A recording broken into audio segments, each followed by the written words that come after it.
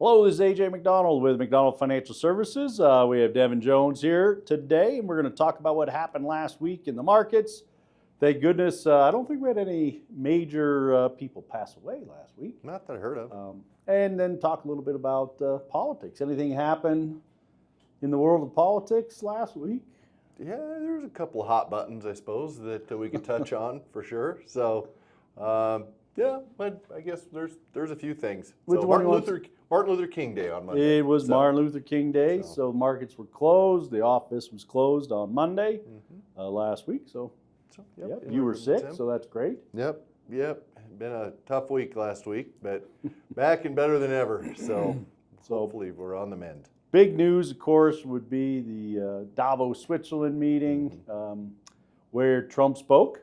He did speak. Yeah, he did. He had quite a bit to say, as he typically does. But in that meeting, I guess specifically, he come out and said that he was no longer going to take Greenland/Iceland by Force.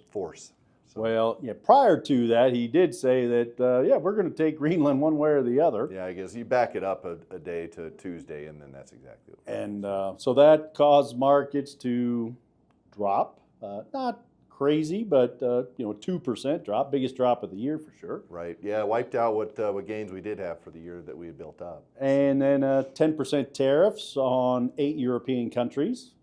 So that really, markets were not very happy. Markets weren't happy, and then followed up the next day with the taco trade, which we can kind of make light of, but kind of backed off of that later in the week, as you said, the taco trade, which is the Trump boys chickens out trade. He doesn't really like that.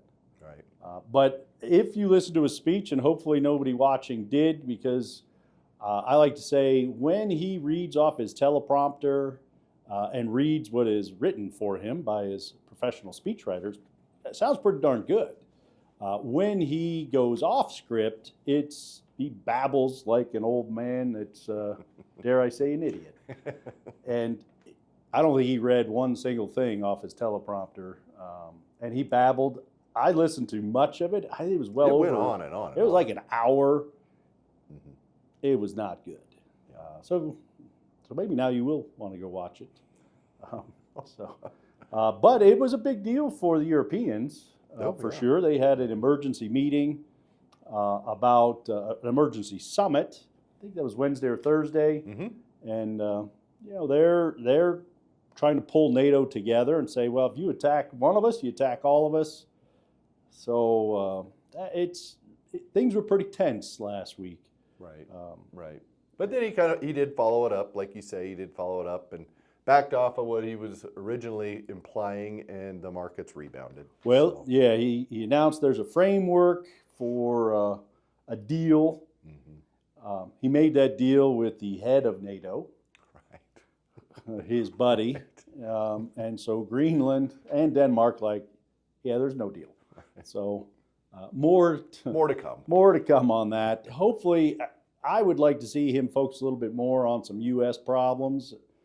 Fixing some of the issues that we have. He did say inflation was at zero, though, and we're at the greatest growth we've ever had. Yeah.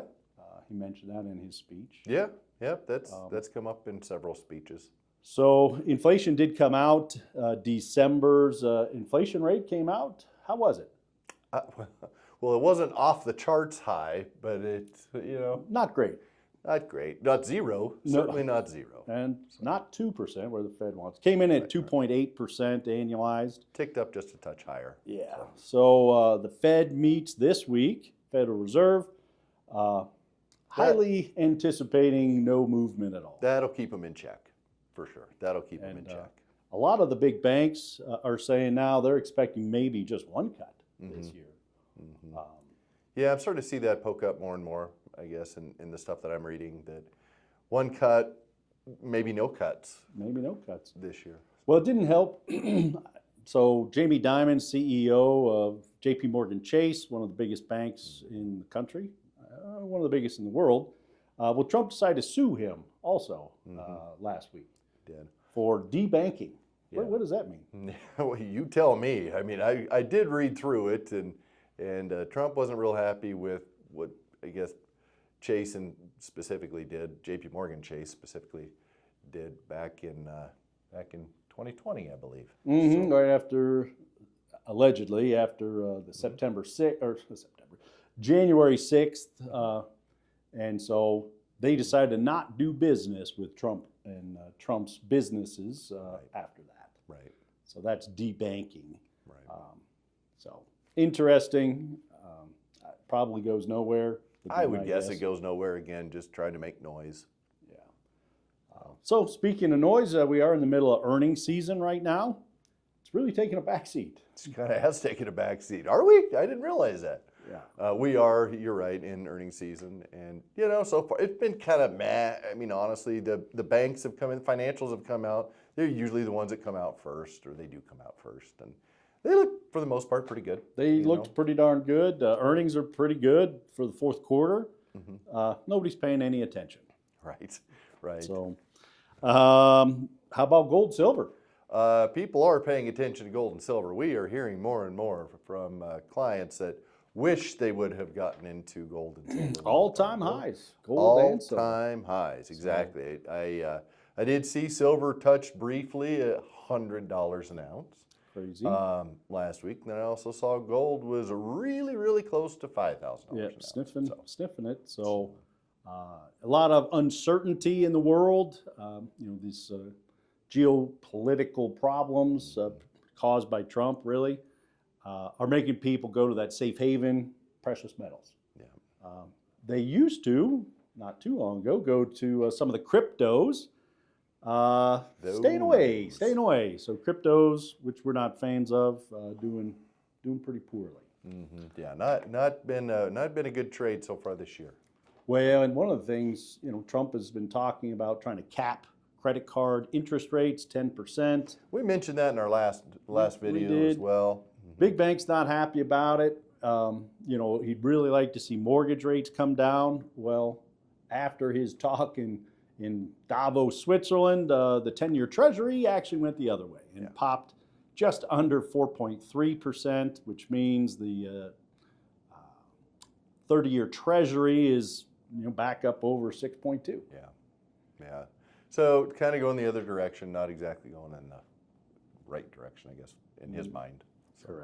Correct. Anything else? We didn't even talk about the Supreme Court. Yeah. A lot going on with the Supreme Court. We were hoping, I was particularly on Tuesday, that we would have got a ruling from the Supreme Court on the legality of the tariffs that Trump put on Liberation Day. Yeah, it looks like the earliest will be maybe February, the end of February. I would be surprised if it's even then. Well, yeah, they just kind of are kicking that can down the road. Unfortunately, they had an opportunity to rule early, and probably some disagreement, I guess, that they decided they needed more time on that. We also had oral arguments on Wednesday of Trump trying to fire Lisa Cook, the Fed governor. Yeah. And so that, we'll see how that plays out. For all intents and purposes, that looks like that's going nowhere, by the way. Yeah. So that, which everybody gives that a big sigh of relief. All the former Fed chairs that are alive and a few of the Treasury secretaries that are alive, we're all there in support of the Fed independence, which of course we support 100%. For sure. Yep. So, anything else we should add? I think that's all that we had chatted about prior to this. Well, we did get winter finally. Yeah, in Colorado, it's downright chilly. Chilly here, although there's a huge cold front all across the south and the southeast. So those of you may be watching from afar, hope you're staying warm. Yeah, staying safe. And hopefully you still have power. Yeah, right. Yeah. Anyway, thanks for watching. If you have any questions, please give the office a call, and we'll see you next time.